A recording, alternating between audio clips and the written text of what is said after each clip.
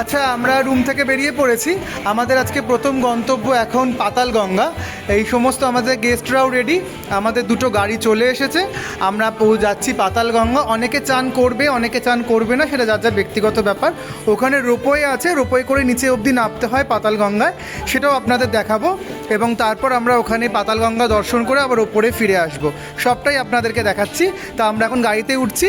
আমাদের গন্তব্য, আজকে প্রথম গন্তব্য পাতালগঙ্গা।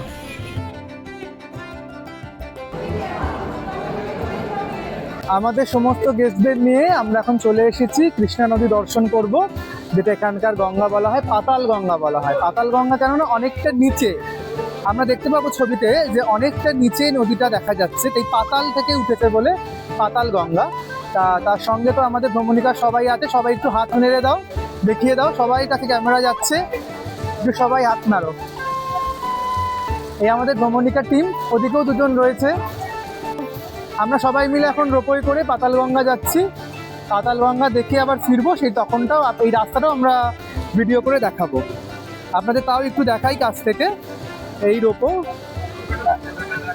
আর এই রোপো আসছে নিচ থেকে, মানে আমরা টিকিট করেছি 100 টাকা করে প্রতি অ্যাডাল্টদের টিকিট নেয়, যেটা আপ ডাউন মানে দুটোই করে দেবে। এই পাতালগঙ্গার থেকে এই রোপো এবার ওপরে আসছে। আমাদের রোপো চলতে শুরু করেছে পাতালগঙ্গার উদ্দেশ্যে। এই রোপোতে আমরা রয়েছি। আমি জানি না কতটা আপনাদের বোঝাতে পারছি ভিডিওর মাধ্যমে। এই আমাদের 4 জন, আমরা একটা রোপোতে। এবার এটা নামছে রোপোটা, দেখুন নিচ থেকে। এই যে কৃষ্ণা নদী দেখতে পাচ্ছেন, এই নদীর একদম বেসে গিয়ে ওই রোপোটা নামবে। সেখান থেকে আমরা কৃষ্ণা নদী স্পর্শ করতে পারবো, আশপাশটা ঘুরে দেখতে পারবো। দেখাবো এই রোপোর মাধ্যমে আমরা উপরে উঠে চলে আসবো।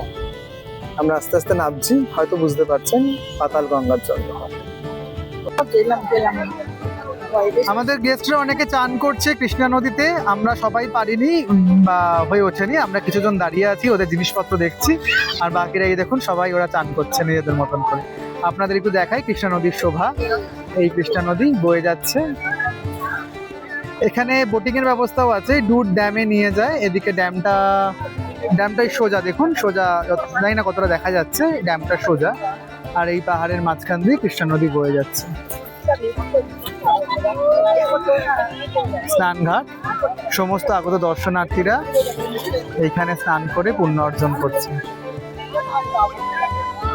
এই হচ্ছে স্নানের ঘাট, কৃষ্ণা নদী স্নানের ঘাট।